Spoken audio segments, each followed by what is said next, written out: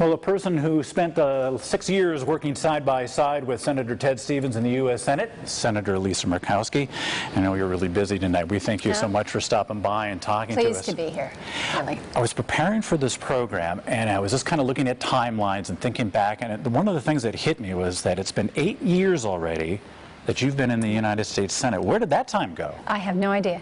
I would tell you that's absolutely wrong, except I've looked at how my kids have grown, and it really has been intervening 8 years. Yeah. Have you come to grips with the fact that you're the senior senator? I will tell you, I came to grips with that on Tuesday morning when I got confirmation that we had lost Ted.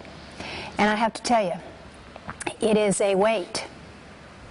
It is a weight, is a responsibility that is on my shoulders.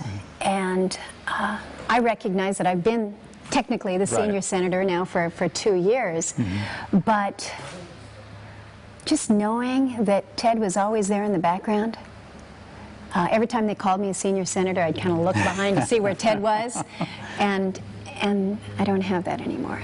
I miss that already. Let's go back in time a little bit. 2002, then Senator Frank Murkowski, your dad, was elected governor, and that created an opening in the United States Senate. He chose you to fill out the remaining 2 terms of his office. What was the reaction when Senator Ted Stevens heard about the choice? What was his reaction to you? It was immediate acceptance. It was, okay, let's go to work. Let's go to work right now. And what happened there was a relationship that was so almost immediate in terms of being a partner. Here I am teamed up with one of the veterans, the old bulls is what they affectionately refer to themselves in the Senate, and I am brand spanking new in the United States Senate. And Ted would remind me, he says, Lisa, you have just as many votes as I have. You are leading on energy. Go with it. He was a mentor, most certainly, but he allowed me to grow in a way, in a capacity that you ordinarily would not have expected. When you come into a system that is really based on seniority, and you're working with a veteran, but he was so gracious in how he kind of brought me along, if you will. Always letting me believe it was my idea, but hey, I'm a woman. I know when the man is trying to make you believe that it's your idea. But it was in a way that was just so so gracious and allowing me to build as a senator on my own. But once that decision was made that I was going to be his partner, he never backed away from that. And he was a key supporter in the election. I can remember... Huge supporter in 04. In a news conference, he said, and I think this is pretty much a direct quote, I was at the news conference and he said, she is already a better senator than her dad was. That's pretty lofty praise. He hadn't been on the job that long, but he was certainly a primary backer for you too. He supported you quite a bit. He was a huge support, and you know, he's a man that he looks at people, he makes judgments, but we clicked. We clicked, and it was in a way that there was good respect, good rapport that was built. But I'll tell you, the finest compliment that he paid, and he stated it publicly many times, he said, "You're the partner that I've dreamed of." And why did he say that?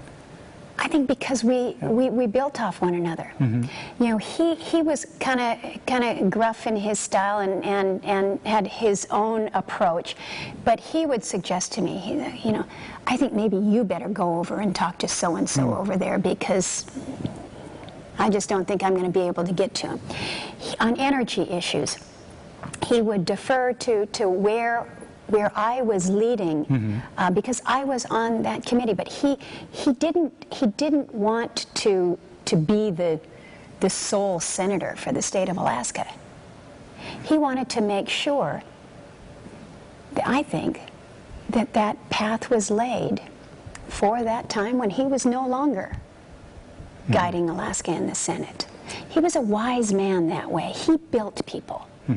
He was so determined that he was going to open up opportunities for Alaskans. The people that have worked for Ted Stevens are loyal to the core. And so many of them are here in town now as we all pay our respects. But you look at the men and women that he's built, people that had I was an intern for him back in 1975. The people that worked for him on staff, he grew people.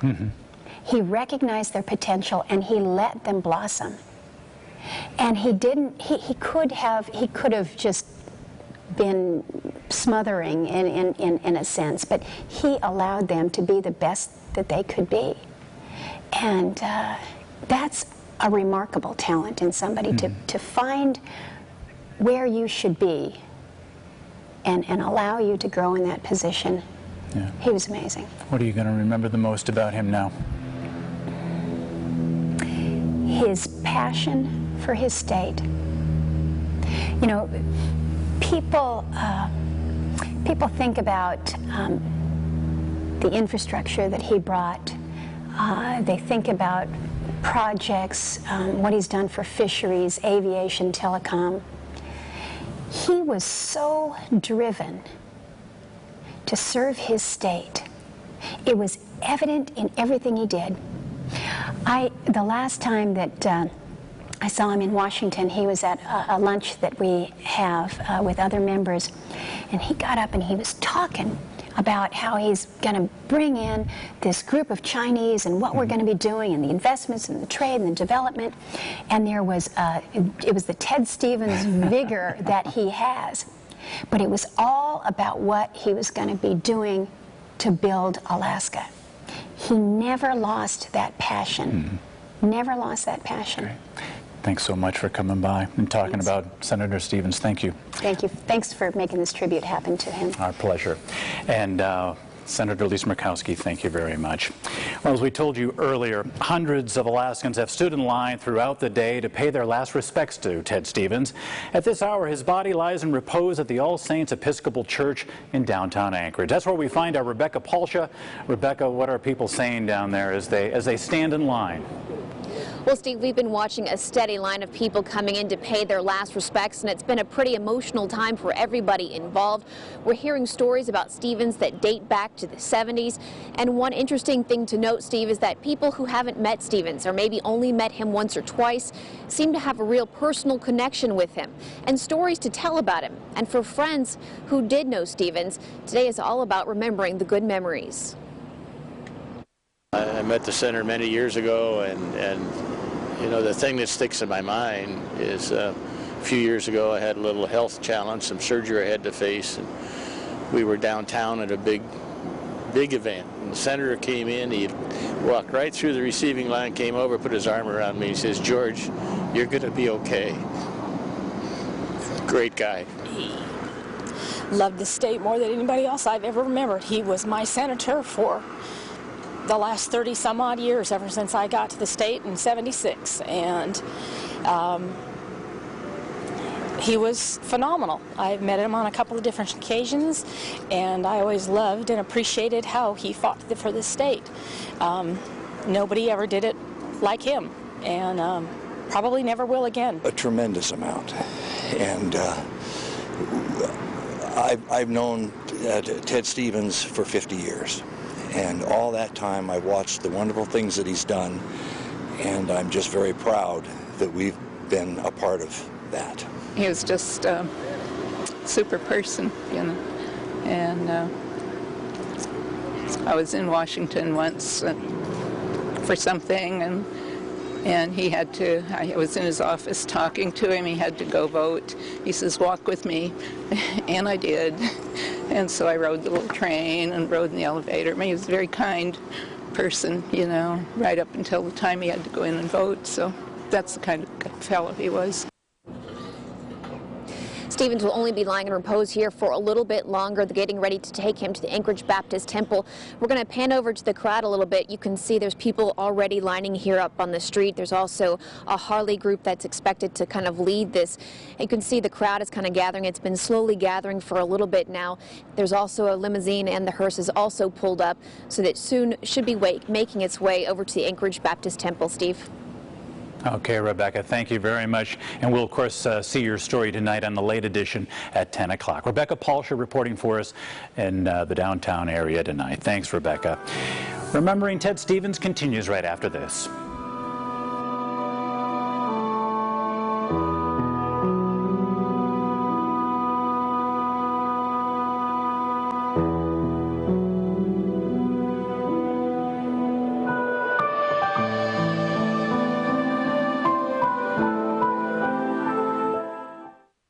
Choose Jack Powers to be your next on my shoulders. And I recognize that I've been technically the senior senator now for 2 years, but just knowing that Ted was always there in the background, every time they called me a senior senator, I'd kind of look behind to see where Ted was. I will tell you, I came to grips with that on Tuesday morning when I got confirmation that we had lost Ted. And I have to tell you, it is a weight. It is a weight, is a responsibility that is on. And one of the things that hit me was that it's been 8 years already that you've been in the United States Senate. Where did that time go? I have no idea. I would tell you that's absolutely wrong, except I've looked at how my kids have grown, and it really has been intervening 8 years. Yeah. Have you come to grips with the fact that you're the senior senator? Was, and I don't have that anymore. Yeah. I miss that already. Let's go back in time a little bit. 2002, then Senator Frank Murkowski, your dad, was elected governor, and that created an opening in the United States Senate. He chose you to fill out the remaining 2 terms in the well, a person who spent 6 years working side by side with Senator Ted Stevens in the U.S. Senate, Senator Lisa Murkowski. I know you're really busy tonight. We thank you so much for stopping by and talking to us. Pleased to be here, really. I was preparing for this program, and I was just kind of looking at timelines and thinking back.